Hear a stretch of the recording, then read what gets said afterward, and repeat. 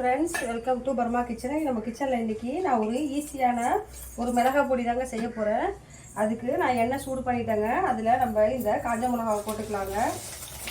காஞ்ச மிளகா கொஞ்சம் கலர் மாறாமல் நீங்கள் வறுத்துக்கோங்க. இந்த மிளகாய் பொடிக்கான ஒரு 2 தக்காளி, ஒரு 2 வெங்காயம் நான் எடுத்து வச்சுருக்கேங்க.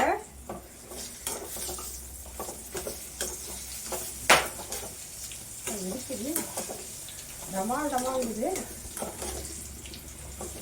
பாருங்க. மிளகாய் வந்துட்டு கலர் மாறவே கூடாதுங்க. நான் வந்துட்டு நம்ம நார்மல் நீட்டு மிளகாய் எடுத்துருக்கேன். இதில் காஷ்மீர் சில்லி ஒரு 10 போட்டிருக்கேங்க. ஏன்னா அந்த கலருக்காக நான் அதை போட்டிருக்கேன். கலர் பார்க்க சூப்பராக இருக்கும்னு போட்டிருக்கேங்க. இந்த டைமு இது கொஞ்சம் நல்லா வறுபடட்டும். இப்போ பாருங்கள், நமக்கு மிளகா எப்படி வறுபட்டுருக்கு பாருங்கள். இப்படி தாங்க கலர் மாறாமல் நம்ம வறுத்துக்கணுங்க. ரொம்ப கருப்பாயிடக்கூடாது. இப்படி வறுத்து எடுத்துக்கிட்டு இதை நம்ம இப்படி ஓரம் வச்சிடலாங்க. இந்த டைமில் நம்ம இந்த ஆனியன் இதில் சேர்த்துக்கலாங்க. ஒரு 2 ஆனியன் நான் கட் பண்ணி வச்சுருக்கேங்க. நான் 2 தக்காளியை நான் வாஷ் பண்ணிட்டு தாங்க வச்சுருக்கேன். இதையும் நம்ம இதில் இப்படி கட் பண்ணிவிட்டு இப்படி சேர்த்துக்கலாங்க.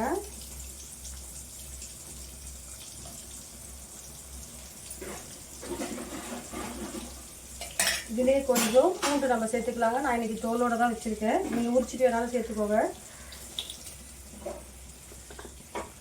இப்போ இதை நல்லா பன்னீர் கொடுத்துக்கலாங்க. இப்படி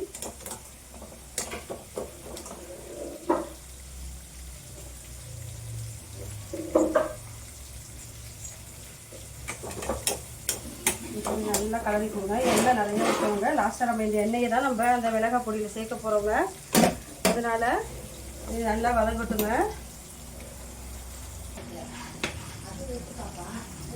இப்போ பாருங்கள், நமக்கு இந்த மிளகா ரெடி ஆகிடுச்சு. வறுத்து வச்சுருக்கோம். இங்கே இந்த வெங்காயம், தக்காளி, பூண்டு பாருங்கள் எவ்வளோ ஃப்ரை ஆகிடுச்சு பாருங்கள். இப்போ இந்த டைமில் நம்ம அடுப்பை ஆஃப் பண்ணிக்கலாங்க. இப்போ இந்த ஃபிஷ்ஷுக்கு தேவையான உப்பு பாருங்கள். இந்த மிளகாய் பொடிக்கு தேவையான உப்பு நம்ம இதில் சேர்த்துக்கலாங்க. இதை சேர்த்துக்கோனாக்கா இந்த மிளகாவோடையே சேர்த்துக்கலாங்க. மிளகாவோடையே சேர்த்துட்டு நம்ம அரைச்சிக்கலாங்க. இது மட்டும் கொஞ்சம் ஆறணுங்க.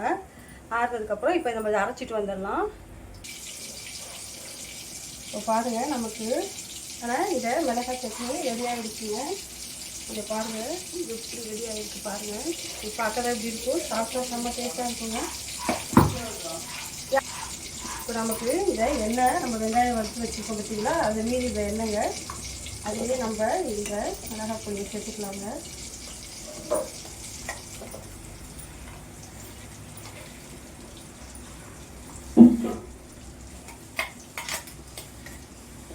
நல்லா எல்லாம் வலிச்சு இதை போட்டுக்கலாங்க. போட்டுட்டு மிக்ஸ் பண்ணி விட்டுருங்க.